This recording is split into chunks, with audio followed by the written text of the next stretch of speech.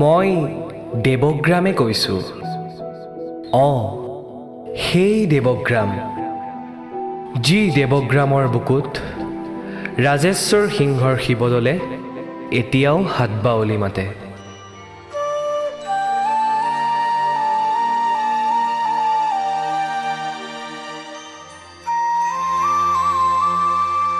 সূৰ্যৰ পোহৰৰ প্ৰথমটো পৰশত উজ্বলি উঠা দেৱগ্ৰাম।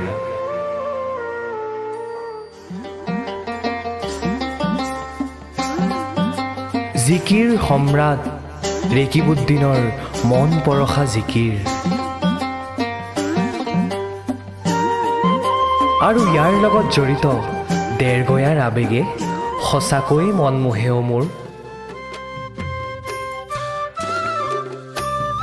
লোকগীত, বৰগীত আৰু সত্ৰীয়া সংস্কৃতিৰ অপূৰ্ব সমাহাৰ মই দেৱগ্ৰাম, যাৰ সুৰে দেখোন সমন্বয়ৰ সেতু গঢ়ে।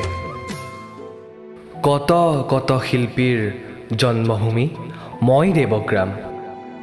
আব্দুল মালিক আদিও দেখোন মোৰেই সৃষ্টি। মহান চিত্ৰকৰ, বোলছবি নিৰ্মাতা, গায়ক, খেলুৱৈ আদিৰ জন্মভূমি মই দেৱগ্ৰাম। যুৱ প্ৰজন্মৰ আশাৰ প্ৰদীপ হৈ ৰ'ব এনে যোগীৰ প্ৰাণ। আকৌ ভাষাৰোজা হেমচন্দ্ৰ গোস্বামীৰ ভাষা জ্ঞান আৰু নপুৰণি কবিৰ দিব্যিক প্ৰতিভাই নতুন আভাৰ পৰশ সানে। কমল দুৱৰাৰ সাতুৰঙী সপোনৰ মহাবিদ্যালয়, আনহাতে বৰুৱা বামুণ গাঁৱৰ চেনিকলৰ কৰুণ সমাপ্তি।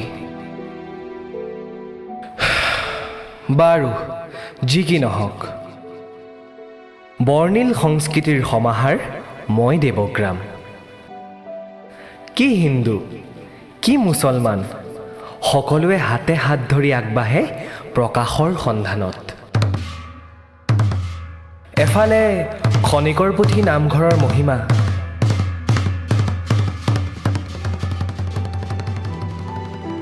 আনফালে বুঢ়া মছজিদৰ গৰিমা। জানি ল'বা, ধৰ্ম ভিন্নতাই মোৰ অস্ত্ৰ, আৰু মই দেৱগ্ৰাম।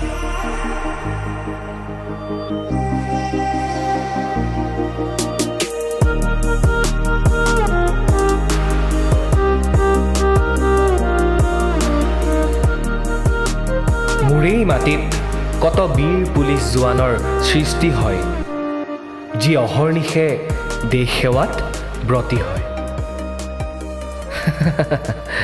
কাঞ্চা হোটেলৰ ভুজিয়াৰ কথাও মই তোমাক নতুনকৈ ক'মনে?